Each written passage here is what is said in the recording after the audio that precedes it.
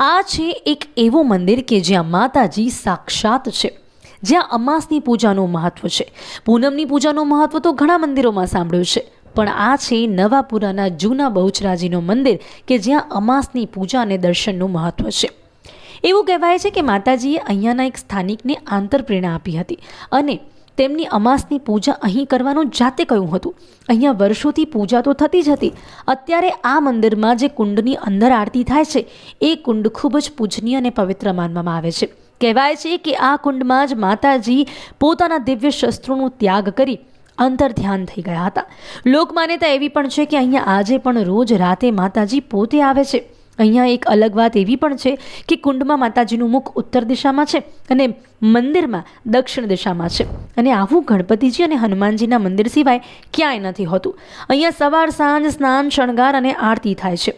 મંદિરની પાછળ એક ઐતિહાસિક દરવાજો બિલકુલ અમદાવાદના 12 દરવાજા જેવો જ છે, જેને જોતા નિષ્ણાતો એવું કહે છે કે આ મંદિર અમદાવાદની સ્થાપના જેટલું જ જૂનું છે. તો તમે પણ કરજો અમાસમાં આ મંદિરના દર્શન.